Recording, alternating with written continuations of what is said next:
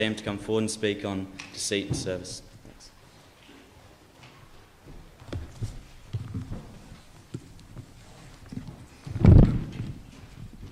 Well, thanks, Sam, and good evening, everyone. I must admit it is fantastic to be here with you and to hear your excitement as you catch up together.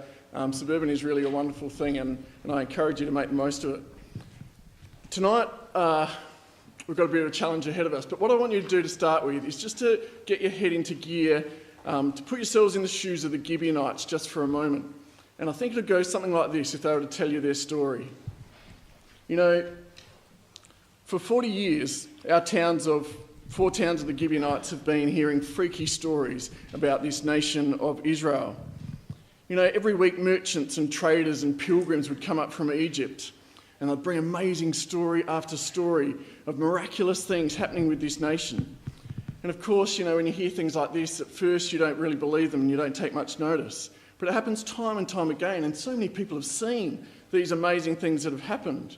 You know, supernatural disasters, plagues of frogs and lice and locusts just coming up out of the ground overnight and disappearing almost as quick again. Rivers, literal rivers, turning into blood. Unbelievable. Boils and hailstorm and darkness that lasted for 3 days. And then all the firstborn of the Egyptian died all in one night, suddenly, totally unexpected. You know, and then Israel got expelled from Egypt. And then there was a story about the Red Sea opening up all by itself and the Israelites making it through and the Egyptians getting trapped by the waters which crashed back around them. You know, it's really amazing, but they've got a God called Yahweh. He's real and he's powerful. He's amazing. He defends his people. He seems to just be able to do anything. You know, there is, from everything we know, there's no God anything like this around. You know, we kept our spies on these guys when they left Egypt. They came up through the wilderness in the south and we're watching them all the time, sending spies down, hoping they'd just stay down there or just go somewhere else. But that wasn't to be. And just a few weeks ago, they started heading north. And you see this area on the right-hand side here, Sihon's territory and Og, king of Bashan, the Amorites up the top there. They just came through and in 2 huge battles, they just took the whole land and inhabited the territories of these 2 kings, powerful kings, swift battles and decisive. And then just like the Red Sea dried up, so did the Jordan, and they walked across the Jordan on dry ground, these guys, straight into the land.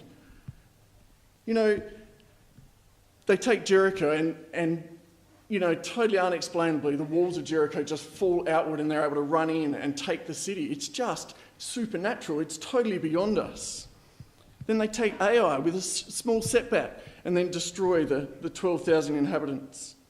You know, these people are invincible. And their God Yahweh, we've heard that he's promised them victory over the whole land of Canaan. And with the track record, there's no doubt that will happen. And us Gibeonites, we're terrified. We're going to be annihilated. You know, they're only about 30 k's away. We're probably going to be next. Well, what would you do if you were the Gibeonites? If that was the scenario you were living in day to day at the moment? You know, with the history so well known, and it was known, whether merchants or traders or pilgrims brought the message up, people in Canaan knew all about what had happened to Israel. The message had gone ahead of them. So what could you take? Are you seriously likely to survive if you go out to attack Israel? On all the experiences, all the stories you hear, no one has won. So why were you? You're just four towns, not insignificant, but four towns. You know, Pharaoh, the king of the greatest army in the Middle East, was ruined. If Sihon and Og, those great armies, were the massive fortifications of Jericho couldn't hold them out, or the bravery of the men of Ai, then the odds are really stacked up against you, aren't they? You know, one of the beautiful about the Bible is little structural things, and at the start of chapter 9, what we get in Joshua chapter 9 is the 2 approaches taken by nations to beat Israel. And you'll recognise these approaches in your own life when you try to think spiritually about these circumstances. You know, in verse 1 and 2, all the tribes, all the, as Uncle Tim called them, all the ites, the Amorites and the Canaanites and the Perizzites and the Hivites, the Jebusites, when they heard about it, they gathered themselves together, circle that, to fight. Number 1, that's the first first approach. But when the Gibeonites heard what Joshua had done unto Jericho and Ai, they did, and you could circle, did work wilily and went and made as if they had been ambassadors.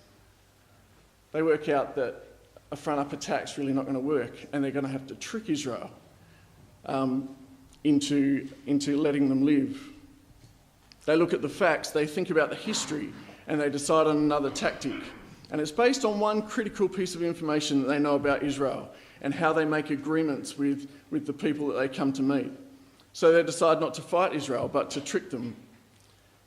And young people, this is how sin comes into your and my life as well, doesn't it? Sometimes aggressive, sometimes powerful and overwhelming, and it destroys our faith, or tries to destroy our faith, really in our face, and really strong and confrontational. Feel it, even if it's not intended that way. And other times it's calm and friendly and persuasive.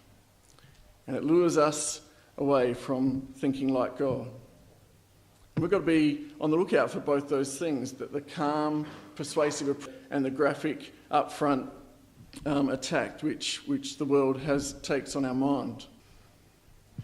You know, the Gibeonites basically decided that if they couldn't beat Israel, then they should join them. And this isn't because they're a weak nation, actually. If you come across them,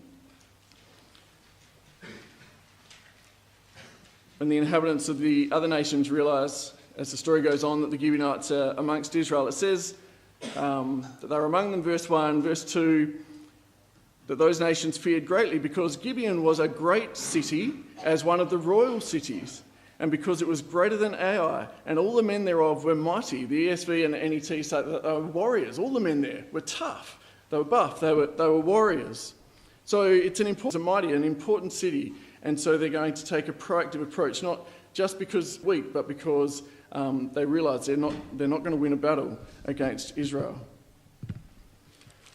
Well, in verse 4 and 5 of our story tonight, they go to great efforts to disguise themselves and to deceive Joshua and the elders. And in verse 4 it says they worked wilily. I'd highlight that. That's a key word. That's the whole approach of the Gibeonites, was to be wily. And I've just got a few definitions up here just to help you get your head around an uncommon word perhaps. They use trickery, or in a good sense, this same word in the Bible is translated discretion or prudence or wisdom. So it's just a human being thinking logically, seeing a situation they're in and making a decision on how they're going to act.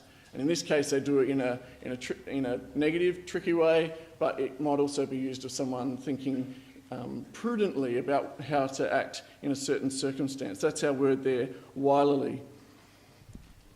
So they're clever and they're proactive. And they made out as if they were just ambassadors, just representatives. And I guess the sense of that is, it's not that the whole army's come to talk to Israel, it's just a couple of peaceful ambassadors. They go as a delegation, that they take a humble approach. They don't look like a threat, and they don't intend to come across in any way as a threat to Israel. And we know their other disguise. They use the old sacks, don't they? The old wineskins. They've mended them up. Wine would have burst the sacks, so they've been mended and more wine's been put in and they've cracked again, and these have been done many times to convey this idea that they've travelled a long way with these wineskins. In verse 5, the ESV and NET said they had worn out and patched sandals. So all their clothes and their sandals were worn out as well, and their bread was mouldy and dry. And this is how these men come. They hobble up to Joshua in the camp at Gilgal. Now, clearly they knew about a few laws that God had given Moses regarding making peace with foreign peoples. You see that in verse 24, just this idea of how did they know about this? And we don't exactly know, but it does say in verse 24, they answered Joshua and said, because it was certainly told thy servants how that Yahweh their God had commanded Moses to do this and that, and how they were to live and all that sort of thing. So news is getting from Israel, even though they were separated down in the wilderness, news spread and people got to know what they were like. Well, there was a couple of laws they knew about making leagues. Let's have a look at Deuteronomy chapter 20. This is a good one for your margin tonight. Deuteronomy chapter 20. This is the law that they were relying on.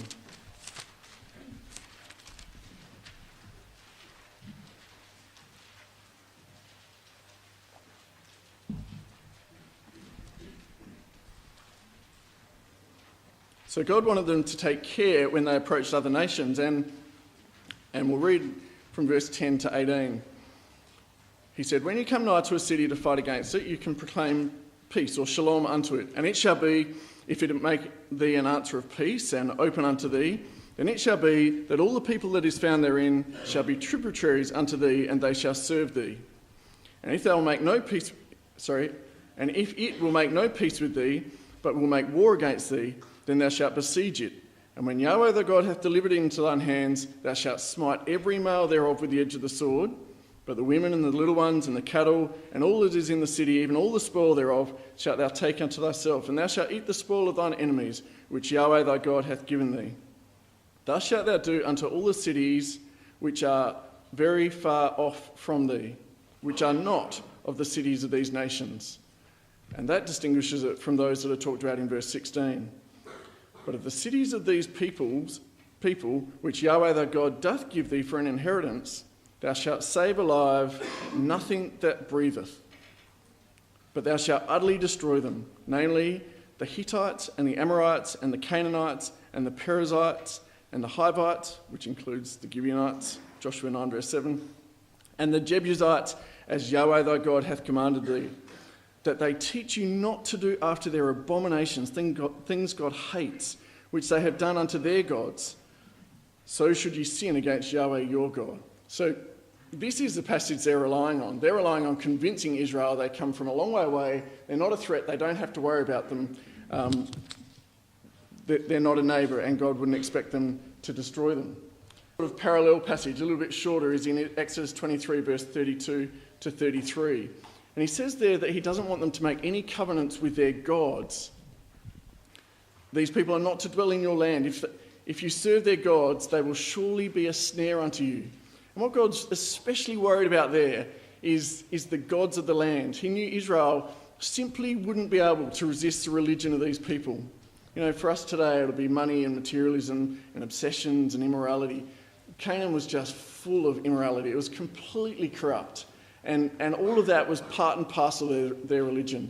And God says, you just can't mix with these people because you just won't be able to resist their gods and their religion and the way they practice their religion. So the Gibeonites realised they had to trick Israel into thinking they were no threat and that they were from a far country. So they say, make a league with us, or a covenant, or a treaty. And this would be a good word back in Joshua chapter 9 to colour in here. There's a few key words tonight, I think. They're there on the screen. The word league, it happens 5 times in the chapter, in Joshua chapter 9. It's a key thought tonight that they want to come and make an agreement or a covenant or a treaty with these people.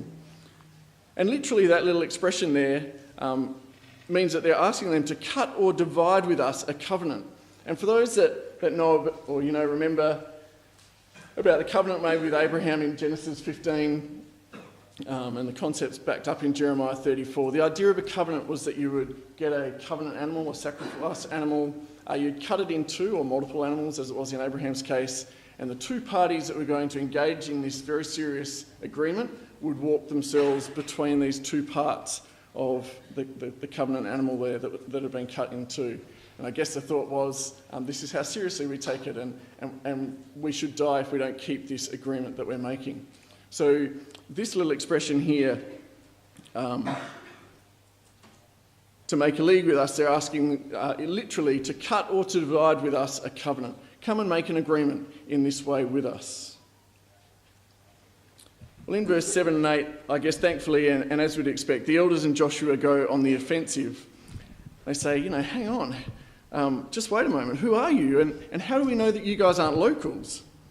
They knew very well, didn't they, that the law's about foreigners. And so they should have, because, last class you studied Joshua chapter 8, which is the story of Ai. Well, at the end of that story, Joshua builds a great mound of stones. He writes out his own copy of the law, and then in verse 34, afterward, he read all the words of the law, the blessings and the cursings, according to all that is written in the law. There was not a word of all that Moses commanded, which Joshua read not before the congregation of Israel, with the children and the little ones and all the strangers that walked amongst them. So they should have known, shouldn't they? These things are fresh in their mind. They've just had the whole of, presumably, Deuteronomy read to them, literally in one slab, and then in the very next chapter, the very next thing, the next event, God tests them out. And he brings some locals dressed up as foreigners to make a treaty with them. What's interesting in verse 9, so Joshua says in verse 8, when they say, we're your servants, we're humble, we're just your servants. And Joshua said unto them, who are ye, and from whence are ye? And they don't actually answer either question. They don't give who they are, and they don't give a name of a country, which would be the logical thing to do, wouldn't it? To say we come from Adelaide and we're members of the Cumberland Ecclesia, or whatever it is, we live in Coromandel Valley. You'd expect them to say that, but they don't. They sort of beat around the bush and then eventually start focusing on the evidence that they've brought, that they've come from a long way away. So let's just think for those verses, verse 9 to 13, about the things they emphasise. Another little colouring in exercise here is the idea that they bring this servant-like disposition. So they say in verse 8, and you could colour this in, we are thy servants. And in verse 9, they say, from a very far country are thy servants are come. In verse 11, we are your servants. And I like to colour like things that make the same point, even if it's not the same word. In verse 23, there shall be none of you being freed from being bondmen. That's eventually what they take on, this role. And now, verse 25, we are in thy hand. That's like a servant would speak, isn't it? We're in your hand. It's all the same idea. Bondmen, servants, we're in your hands. This is the attitude, the disposition they convey, and it's really clever because what it would do for me, I know, it would lower your guard because these guys aren't a threat. They just want to be our servants. This can't be too much of a problem. They're not antagonistic. They're not coming as a overwhelming army to destroy us. They also focus on the fame of Yahweh.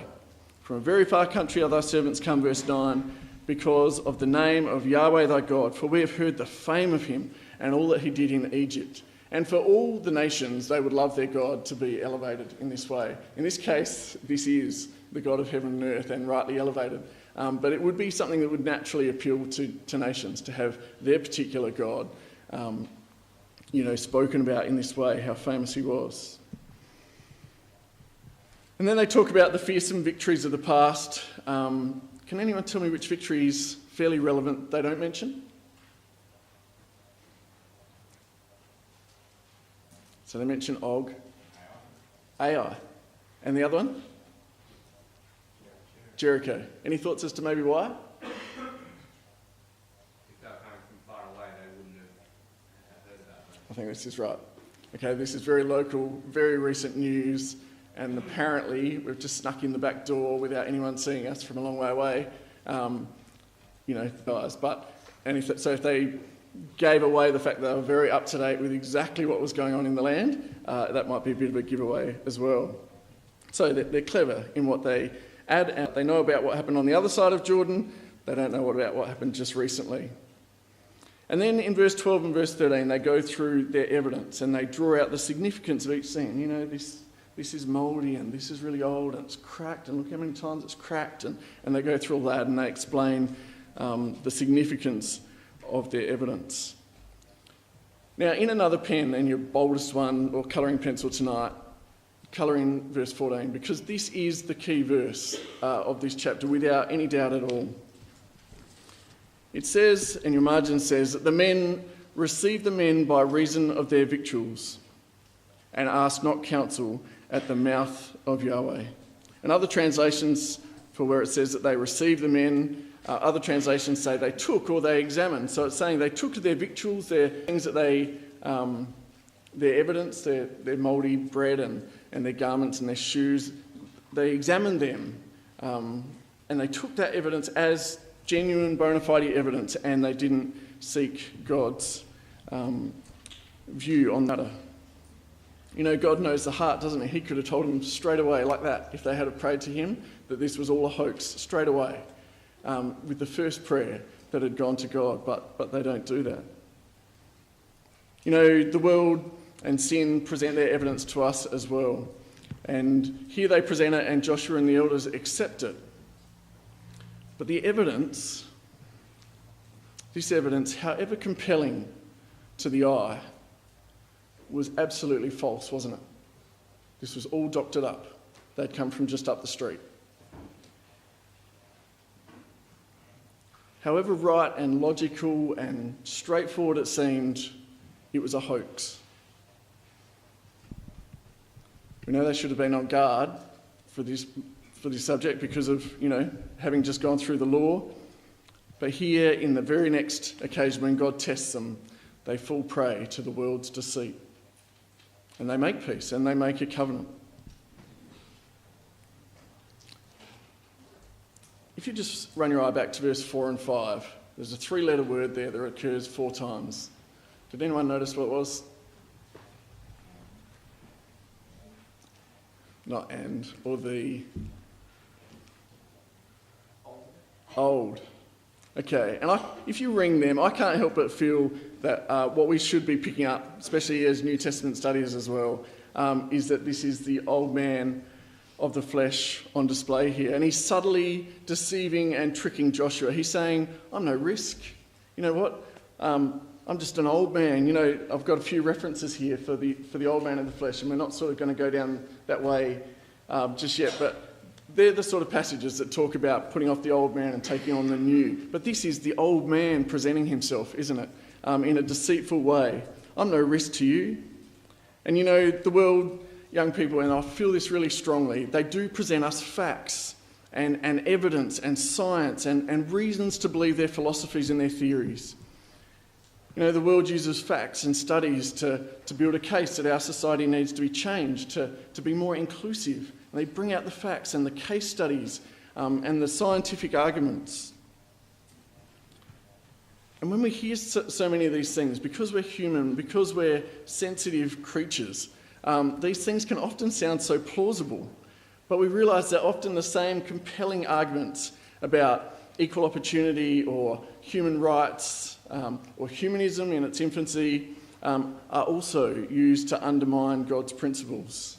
They start looking innocuous, like they're harmless, but eventually they completely undermine God's principles. Take something like human rights. In factories around the world in the Industrial Revolution, people were under terrible, terrible circumstances. Dark buildings, dingy, no lighting, hardly any air to breathe, working really long hours and getting paid almost nothing for it. Really terrible, especially for a society that lived ostensibly based on the Bible. This was wrong and it needed to be changed. And so it was logical, it made sense, and it seemed right and harmless and a long way from harm, and no risk at all to take on some of those thoughts that came out initially, with the human rights movement. Things did need to change. Some people's lives were terrible.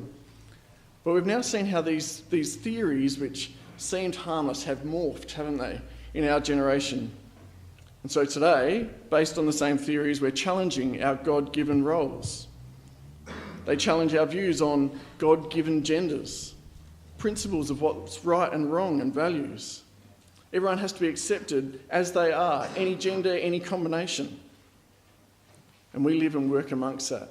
I feel really strongly that that's to us because we're starting to grow up with it. I'm a bit older than you, I realise, but you're growing up with it. My children, it's going to be just part of society from the day they get out of Heritage College. It'll just have been what society have known for as long almost as they've been alive. We need to make sure that that doesn't wash out our values and our morals, and we need godly wisdom to combat that, so that the evidence of the Gibeonites doesn't deceive us today as well. It's not all external. We've all got a bit of a little Gibeonite within, I think. Our Gibeonite within, the little Gibeonite within, he says, you can be friends with me. I'm just an old, worn-out, threadbare man. I'm no threat to you. I'm not going to get too close to you. I don't live anywhere near you. I just want to be friends with you. I just want to go on living in the background of your life. I can fit around your lifestyle. I won't have any negative impact on your life. Just let me live and let me be part of your life. And don't worry too much about the technicalities. I'm telling you, it'll be all right. Stop asking so many questions. And so it seems so harmless, doesn't it? What could go wrong? The message of this little Gibeonite, in your mind and in my mind, just the same.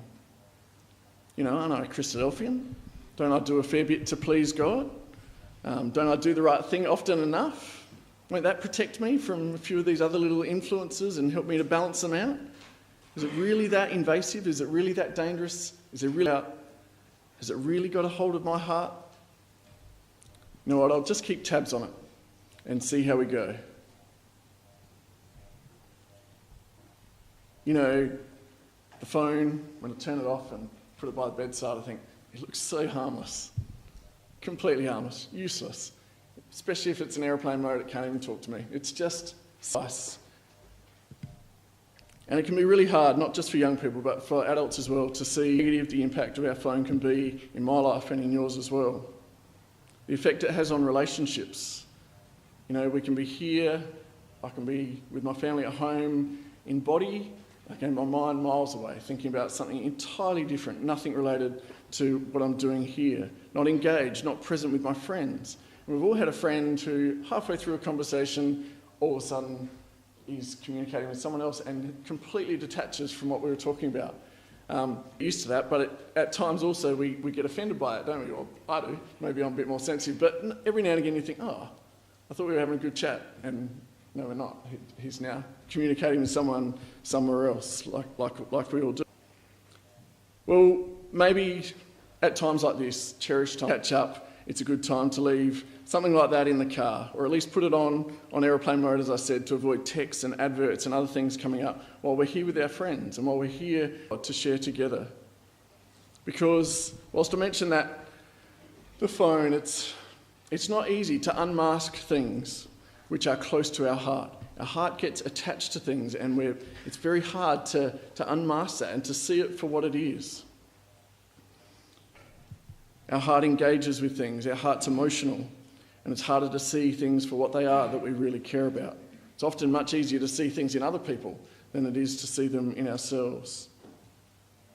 So you and I, tonight, we need to get to know this little Gibeonite that's in our mind. We've got to know how he ticks or how she ticks. We've got to know ourselves and know our vulnerabilities. What makes us tick? We're all a bit different.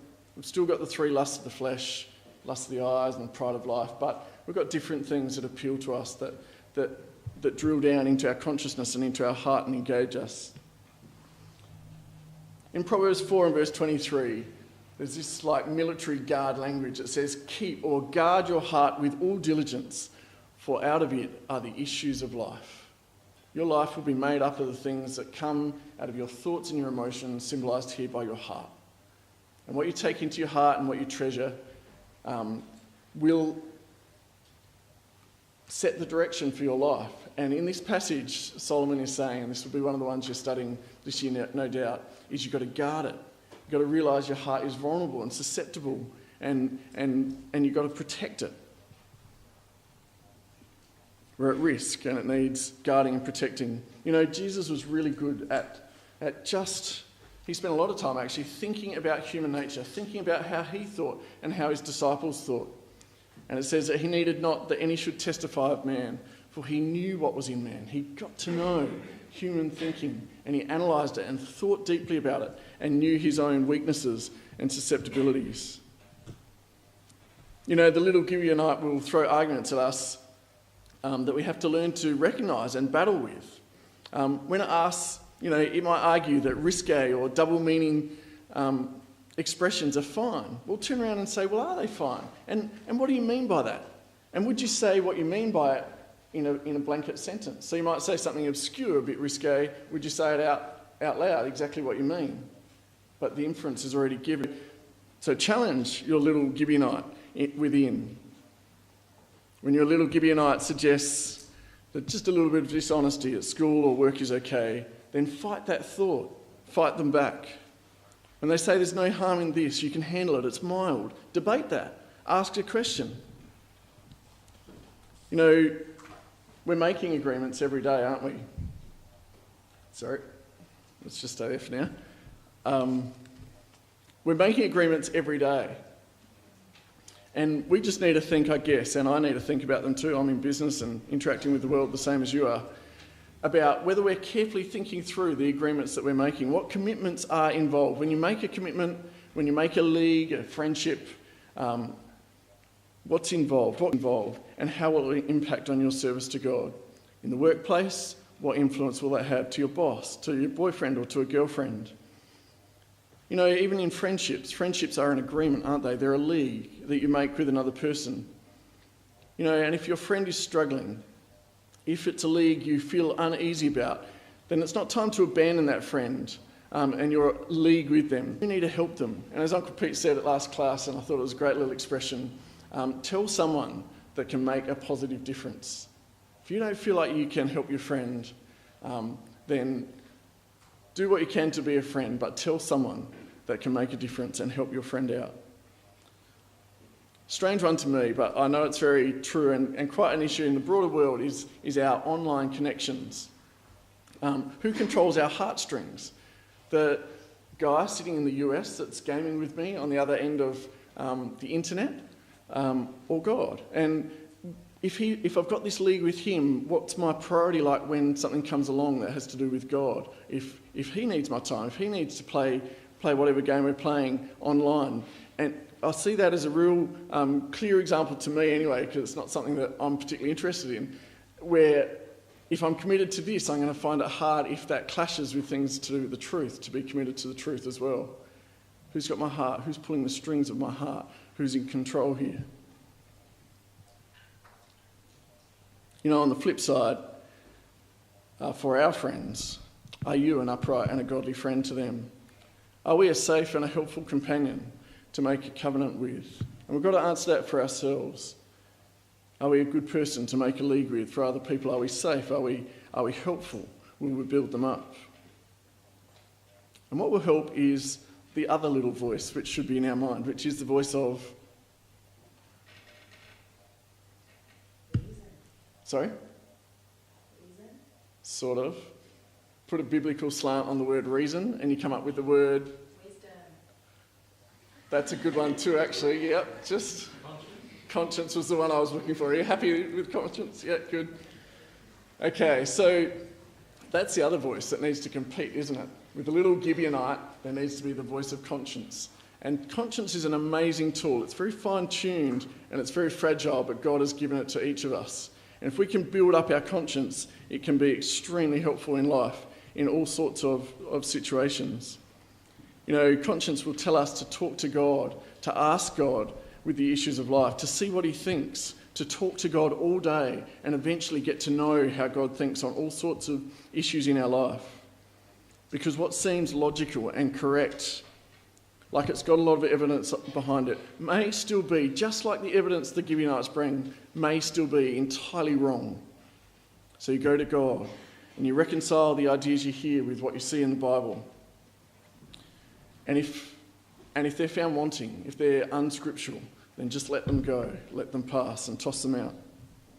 Because sin sets up fortresses. It sets up fortresses in our mind behind which all these thoughts hide and build and grow, and it becomes like an army from within our own head. And Paul says in Corinthians, you know, God gives you spiritual weaponry to combat these thoughts.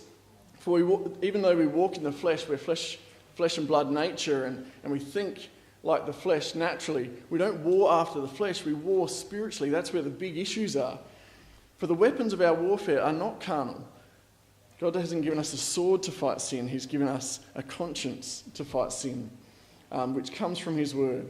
But mighty through God to the pulling down of strongholds, casting down imaginations and every high thing that exalts itself against the knowledge of God, and bringing into captivity every thought to the obedience of Christ. And I love the imagery here, and it's quite graphic, isn't it? It's this massive fortified city, but the word of God and the sword of the Spirit and the shield of faith and will help you tear down those massive buildings, those structures and fortresses in our mind, and bring them into captivity to the thoughts of Christ and things that will align ourselves with the Lord Jesus Christ. That's what God has given us. He's given us those tools and those weapons. Well, if the battle's going on, it's a good thing. And if we need to reinforce it again, we cleanse our way by giving heed to the Word of God. Take it in, soak it in every day.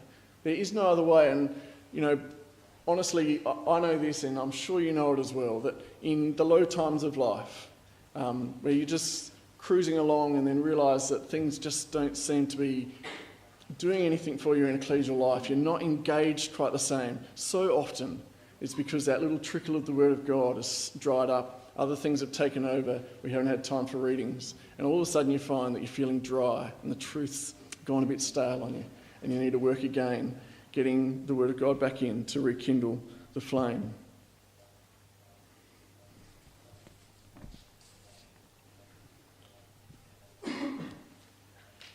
Well, Joshua omits to take all this to God, doesn't he? And that's his great problem here as a leader. And I don't really want to focus on that. Largely, the story of Joshua is of a great leader. The new generation takes over from Moses and does a magnificent job of leading his people through Canaan. And that's reflected in the fact that the elders that outlived Joshua are faithful to him as well and to what he's taught them, from Moses to Joshua and to those elders.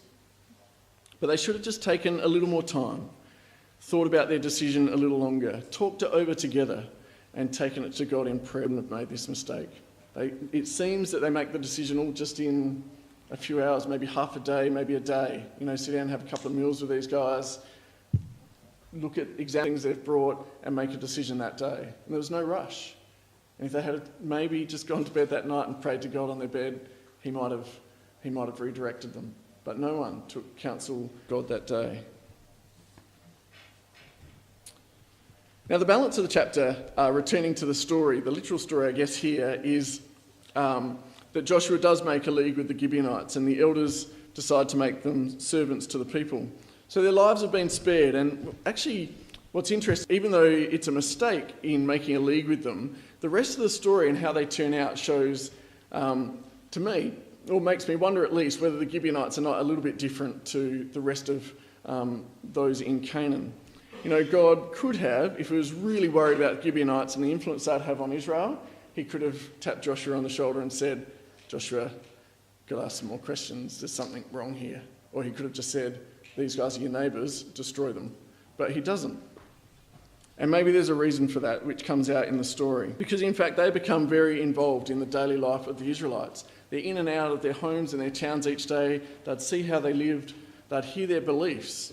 They'd be carrying water in and out, taking it down to the laundry or wherever it needs to go, tipping it into the bucket in the kitchen so that it could be cooked with. They were cutting timber, building fires, all that sort of thing in and around the children of Israel. And in addition to that, Joshua says that they'll be working not just for the people, but for the house of his God. And as such, then they'd be in the tabernacle as well. There'd be water there to wash the offerings, wash the Levites in their garments and the labour, and then wood there to keep the altars alight for the burning of the sacrifices. And the wonder of this story seems that in time, they went just beyond just fulfilling their agreement as servants and actually took on the God of Israel and became proselytes. So there's more to this story, and this is probably the worst slide you'll see for the year, because there's way too much on it, but hopefully we've just made it big enough for you to read. This is the story of the Gibeonites in about 10 seconds. We meet them here in Joshua 9 and verse 27, where they're made woodcutters and drawers of water. In chapter 10, verse 1, we see that they're living amongst the people of Israel, doing their job. And God in Joshua chapter 10 is prepared then, when the other nations of Canaan come to try to destroy Gibeon for linking up with Israel, God actually defends them with a massive lot of hailstones and the sun standing still. So God leans over to help them, I guess. He could have just left them to their own devices. There's a high place established at Gibeon where the tabernacle was and the altar of burnt offering, and Solomon offers there. That's where Solomon asked for wisdom from God. They're still there in Saul's day, a bit of a sad story, but we won't chase that one down, but they are still there in Saul's day, and they must persist right through the time of the kings and into Babylon, because they come back again in the return from Babylon. We see 2 references to the Gibeonites in Nehemiah, which I've got here for you. Tells you how many returned. Not many, but there wasn't actually that many Israelites that returned in the first return. So they come back with the Israelites, and we see them there in chapter 3 building the wall as well. So the Gibeonites, from our story today, stick it out with Israel all the way into captivity and back out of captivity again. Another interesting thing is, if you've heard about the Nethinims, it just means those that are given, often translated as the temple servants. And it's often thought that the Gibeonites are part of the Nethinim, or the temple servants, because their role was to cut wood and draw water for the temple of God, as well as for the people. So if they're included in that term Nethinim, which I assume they are, then they're mentioned 15 times in Ezra and Nehemiah as well. They're busily working along in the return. So they're quite engaged, quite actively engaged in the return. So that's wonderful, isn't it? So from sad beginnings, or bad beginnings, the Gibeonites become very much part of Israel. So what started out as a curse to them became their life. And God worked with Israel's mistake for his own good. And God will do the same with us as well. It doesn't mean we make mistakes and hope God will work out what to do with them, but God did use their mistake here, and he will use ours, and his purpose will still be done however it comes about. And so the thought from the Gibeonites in the second half of our thoughts for tonight is that they were willing to serve God's people, to do the slog work, moving the chairs around and setting up and packing up, drawing water and hewing wood. You know, we all feel lazy at times, and we all hold back. We're scared that if we commit to a job in the truth or in our youth group, we commit here, then when something else is going on, we're going to miss out, or we're going to be tied down here and not free. We're going to lose our freedom to move around and do our own thing. But young people, you and I are called to be servants of God. It's just a short life. It's just 70 years.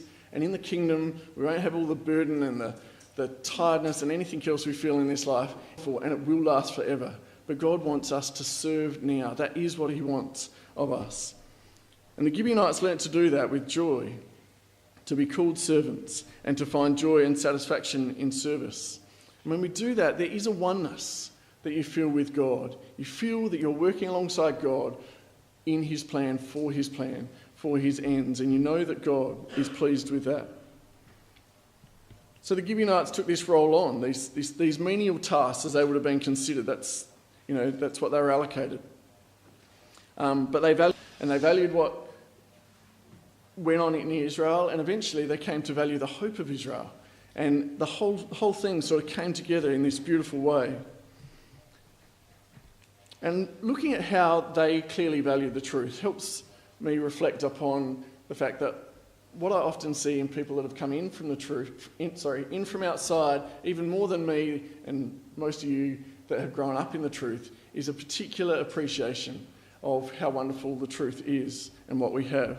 They see it as unique and special, people that are introduced to the truth. They know the difference between what we've got and what people have outside. They know what life is without the truth. And they, alongside the Gibeonites, help us to see how special it is, how great our hope is, and how great the hope is of living and serving with our Lord Jesus Christ in the kingdom. You know, I just want to leave you thinking about what we have here in this place. I've grown up here in South Australia, and in Australia has been established now for decades. Ecclesias, with all that's involved in just setting up and making the great rolling wheel of an ecclesia work, has happened now over 20 times in South Australia. And you and I, we just walk on into that environment, and that's all we're used to. Established ecclesias, a school, and you know, Hebron, our own campsite to do things with. Heaps of great friends here of like mind. We've got strong, unchanged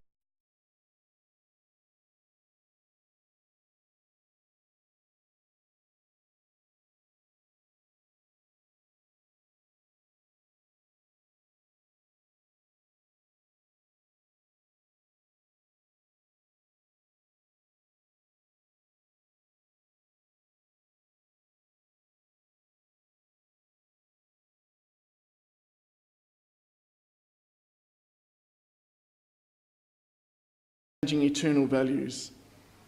Young people, let's defend the truth. Let's help it grow in our generation and help our fellow young people. As we go to tonight, think about the two lessons that we've learnt from the Gibeonites. By the little wily Gibeonite within, and the second, to value the truth, to experience the blessing of serving in God's... Thank you.